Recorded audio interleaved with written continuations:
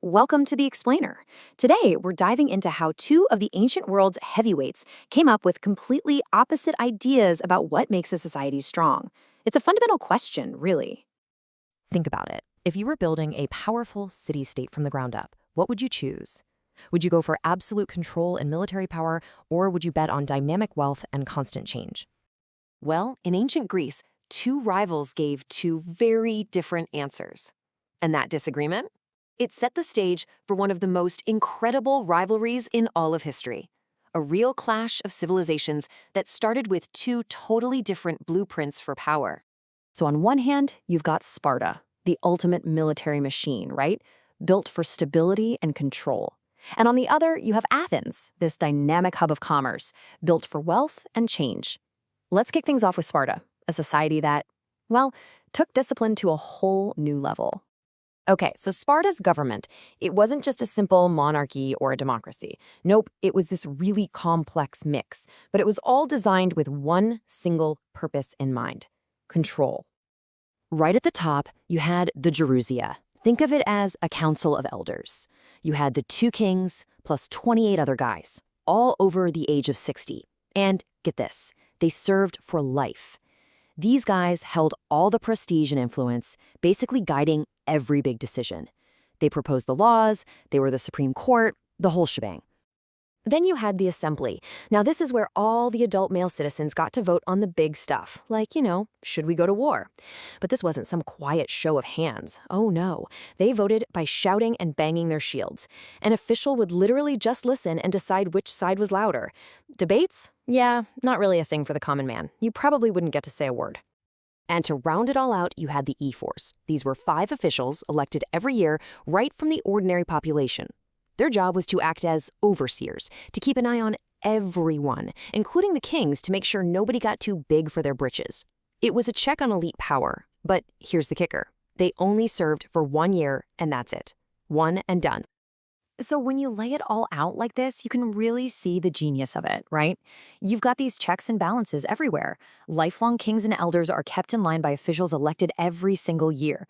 The whole system was engineered to stop any one group from grabbing too much power, while keeping the entire state ready for war at a moment's notice.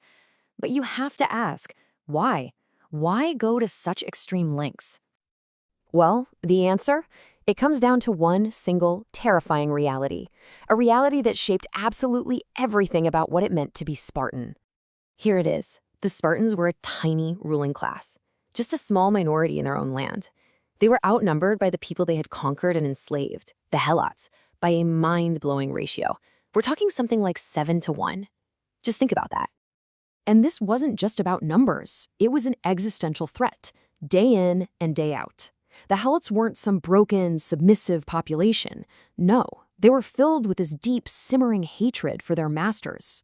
So that constant, gnawing fear of a massive, bloody uprising, that fear was the engine that drove everything in Spartan society. So that's the key takeaway here. Everything you think of when you hear Sparta, the insane discipline, the closed-off society, the hostility to wealth and new ideas, it all came from this one overwhelming fear from within. It was a fortress mentality, and it was both their greatest strength and their fatal flaw. It made an unbeatable army, sure, but it also created a society that just couldn't change. Okay, so let's shift gears and look at their great rival, Athens, a city that built its power on something completely different. Yeah, while Sparta was looking inward, totally consumed by fear, Athens was looking outward with incredible ambition. And a lot of that came down to having a completely different history and, well, a different spot on the map. See, Sparta built its state by conquering and enslaving its neighbors. Athens did the opposite. Their whole founding story was about harmony and unity, about being a refuge. So what did that mean? It meant they built a big, stable state without creating a huge, angry population inside their own borders that they had to constantly keep under their thumb. That freed them up to focus all their energy outward. And this really gets at a key difference. Sparta had the good farmland, but Athens? Man, Athens was blessed with the raw materials for commercial empire. I mean, they had a huge, defensible harbor perfect for a navy and for trade. They had silver mines, a direct pipeline of cash for the state. They had amazing clay for massive pottery export business. And of course, that legendary marble they used to build their incredible temples. So all this focused on trade and making money, it created a society that was anything but stable. It was constantly changing, constantly in flux. In the early days, power in Athens was all about family. It was held by these noble families called the Eupatrids, which literally means the well-born. Your whole status in life came down to one thing: who your dad was. Didn't matter how much money you made or how tough you were. If you weren't born into the right family, too bad. But then trade and commerce started to shake everything up. All this new money created new forms of wealth, and that challenged the old way of doing things. All of a sudden, you had new social classes popping up, and their status was based on their bank account, not their last name. You had the hoplites, guys who were rich enough to own a war horse. Then you had the zajutai, basically the middle-class farmers who could afford their own armor. This created some serious tension. It was a clash of worldviews, really. The old landed aristocracy versus the new money from trade. And eventually, that tension just boiled over. In 632 BC, this nobleman, Cylon, tried to seize power and become a tyrant. Now, he failed, but it was a huge red flag, a clear sign that the old system was cracking. The very thing that was making Athens so successful, its booming economy, was creating so much internal pressure that the old aristocracy just couldn't contain it anymore. So, what does this all boil down to? You've got two rival powerhouses, absolute giants of their time, but they're built on completely opposite ideas. At the end of the day, it's a story of two totally different blueprints for power. You have Sparta, founded on internal control and conquest. That led to values like conservatism, discipline, and the idea that the state is everything.